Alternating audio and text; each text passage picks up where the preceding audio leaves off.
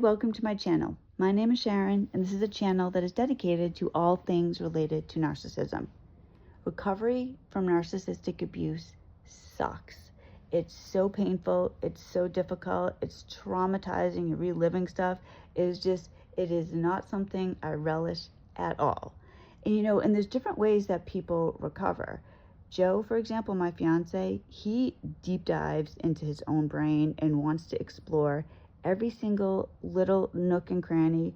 Why do I do this? Why am I thinking this way? Whatever it is, he is obsessed with his own brain. He wants to know how Joe works. Me, I don't want to know how it works. That's the last thing I want to do is deep dive into my own brain and bring up all this. I want to just get to the other side. I want to just start over. I want to learn from my mistakes, because God knows the last thing I need is to make more mistakes like I have in the past. But I want to get to the other side. I want to live my life. I don't want to constantly be I don't want to always be thinking about narcissism, or always be this victim, or just always have it somehow on me, or it's just a part of me. I reject that completely. But even with that, even with just wanting to get to the other side and just putting it behind me, it's almost like there's these bubbles in my brain that will just burst. And when they do, God knows what's going to be in it. It's going to be some horrible memory or some realization. And that's one of the things that's been happening lately, is I've been getting these epiphanies, things that, and some of these things I'm going to talk about probably seem ridiculous, obvious, but they weren't to me. And that's the thing. When you're with a narcissist, when you're, especially long term, your brain is just, you're living in a different reality, I guess is the best way to say it. You're living in a different reality. And then when you're thrust into the real reality, or a different one, when you're not with a narcissist, you're still kind of shaded and covered by your thought pattern. And as it starts to dissipate, you start seeing things, and it's not always pleasant. So I want to talk about a few of those things today. I want to vent. I need to vent. I'm trying desperately not to be bitter. I do not want to be bitter. I don't want the narcissist to take everything from me. He's taken so much, and I cannot allow him to take my peace, my any goodness that I have, the qualities that I have that I want to cultivate, that I want to improve and be better about. I can't, so I'm trying to maintain that while also feeling extreme rage. So I just want to vent a little bit. Let me know if you can relate to this, what you think. Tell me what you think. I can laugh at myself. I can take it. I'm trying not to take myself too seriously.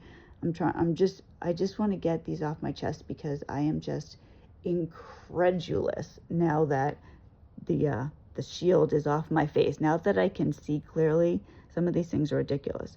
Now I'll tell you where this stems from. 1 week ago today, it was Good Friday, and I had to work.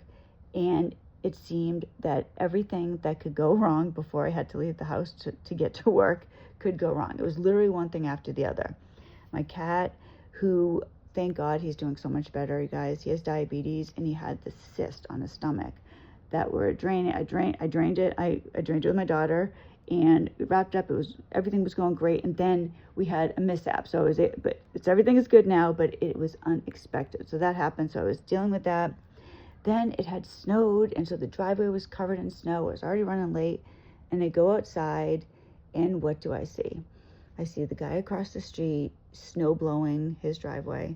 On the other side of him was another guy taking care of his driveway. Next door was another guy taking care of his driveway. Now, I know what I'm saying. I can hear some of you, but I'm telling you in my mindset what I was right or wrong. This is how I was feeling at the time. And then I'm like, oh my gosh. Look at me, single mother, loser, nobody's helping me, I have to do this by myself. I was angry about it. So, but whatever. So I opened my car door, turned the car on, because I was like, at least I can heat the car up and try to get some snow off that way. And I open the car, and all the snow brushes in. It's all over my seat and everything. So then I'm trying to shovel, and I don't own boots. I didn't have boots. So I'm shoveling in the slippery driveway, falling. And then it started raining, and so I'm getting all wet, and I had to go to work. The guy across the street is right there, and there's not this wide street, right? He's right there. He sees me, and he literally keeps snow blowing his driveway, completely ignores me. I'm just on my own. I felt so hurt and pathetic at that point. It was actually, I was starting to cry. So then I'm trying to woman up, Sharon, woman up. Don't let that jerk make you cry. So I'm trying to get this done, and then I'm looking over and everyone else is having it done and I'm there, and I just feel maximum bad for myself. So then finally I get it done, and I go into the garage, and at that point, because I was soaked, because it was raining, I had fallen, it was just horrible, and I go in the garage, and I started laughing hysterically. I was just laughing hysterically. And at that moment, it felt great, because I was like, I'm just going to be crazy for a minute, because this is just absolutely insane. What is wrong with people? Literally, what is wrong? This guy, grown man, cannot come over and help me out. Like, what happened to neighborly? What happened to gentleman? What happened to, there's no man? It was just not good. I was so upset. Anyways, so I go in the house, and I had put that behind me, dried myself off, get ready to go to work, and I go to leave. I open up my front door, and there's a guy standing there. It was a repairman. Joe thought the guy was coming the next week, but Joe had the date wrong, and all of a sudden this guy shows up at the door right after my breakdown, when I finally got myself back together, already late, trying to get to work. Here's this guy. So he did offer to leave and come back, but I wasn't going to have him do that. So I had the guy come and just whatever. So he was there. That was okay. Finally, I go to work. My boss is texting me, "Where are you? I thought you were going to be at work." And I'm like, I'm trying to get there. So I start leaving for work. Guys, I'm driving down the street, and the guy across the street that reduced me to tears was using his snowblower to snow blow the sidewalk. So it was too much. I'm driving. I'm like, are you serious? Are you kidding me? You're literally doing the sidewalk. So I'm thinking, my thought process at this time was, this jerk was doing his sidewalk because he wanted his neighbors next door to him to think he was so amazing and wonderful and, so helpful doing their sidewalk. Later, though, this did make me feel better. I was telling my daughter the story. I was telling her what happened, and she was like, oh my gosh. She's like, you know what? I bet you anything, he was not helping the neighbor, using the snowblower. He was doing that because that's where he walks his dog. So this guy, he sits outside of his house with his wife. Now, they're not retirement age, right? And they're sitting outside there. They don't work. They just sit there all the time, just watching everybody, being nosy. And they have this dog. And because it doesn't work, he just always is walking this dog. So I think Paris was right. I think he was literally snow blowing a path for his stupid dog walk. But it hit me so wrong. And it threatened to affect the entire day. I know that might sound extreme, but it was just this moment when everything was hitting me. So then, a couple days later, I had to walk home from work. And so I give my son I live close enough to walk, but it's still a little bit of a walk. So I give my son my car on Tuesdays and Thursdays because he commutes to college and he has classes at the campus then. So he doesn't have a car. So I give him my car, and I'm walking home, and I'm trudging through the snow, and I'm suddenly again feeling bad for myself, because I'm thinking to myself, it suddenly occurred to me that I had to figure out, it's around within a few years of the age that I am now was the age of my mother and my ex-mother-in-law when I got married. And I'm thinking of them at that age, the absolute laughability it is. In a million years, they would never be walking home from work in the snow. That they would be way too good for that. That would never happen. Never. Like their husbands would never allow that. And it would just be it's absurd. But why is it okay for me, right? And I'm not and hear me, I'm really trying to maintain a level of being honest with you, while also understanding that some of what I'm thinking is just an emotional moment. But still, there's a level of what's wrong with me, right? Why and I used to think this even when I was married to my ex. There was like this level of just the desire as a woman to just know she's safe, right? To know her man has her. It's overwhelming. It's a need, I think. I think it's a need. And just to so desperately desire that. And then when I'm thinking about these things and just how let down I was, and how why is that acceptable? Why is that okay? Even to the degree where I think about my ex literally abandoned his entire family. My kids have no contact with their father. He offers zero financial support. He does nothing for his own kids. And it's been over 5 years since he's seen them. There's nothing. But I guarantee you that he probably tells people that it's my fault, that I won't let him see them. No, I can't stop him from seeing them, but he doesn't. No, I'm not trying to stop him from seeing them. But even if I wanted to, I can't stop him from seeing his adult children. What am I going to do about it? He chooses, as a choice, but it's his entire family as well. And I think of this, and how is this possible? How is it possible that adults can just not see their grandchildren, pretend they never existed? And I think, even me, how is it possible? And maybe I was just totally naive. Maybe I was. But at the same time, I've told Joe this before. People have said, do I say people? My mother has said to me, well, how could you not have known? How could you not know he was like this? And I'm thinking to myself, and I've said to her, and I maintain this. If you can't trust your husband, who can you trust? I mean, really. You're supposed to go through life just completely mistrusting everybody, just assume the worst. Why would you get married? Why would anybody get married? If you felt that way, if you can't have this level, and granted, it would have been better for me not to, but then why would I want to be with somebody that I can't trust? It's a difficult thing. But then I think, how is it possible that adult people that say that they love their family can just be okay with, I don't know. It used to be weird. And when I was with my ex, I always thought this was very bizarre. I know this is bizarre. This is wrong. They used to give, my in-laws used to have this hierarchy on gifts. So they would give my ex anything he wanted. So it would be like they over the years, they gave him a car, computer, a riding mower, cash. Like they would give him extravagant gifts. My kids would always get $200 and I would get $100. So, I guess, so when I think about it in that way, maybe it was easy for them to just cut out the kids and just move forward. It's crazy to me. And I just don't understand why this would be acceptable, or why anybody would think this is okay.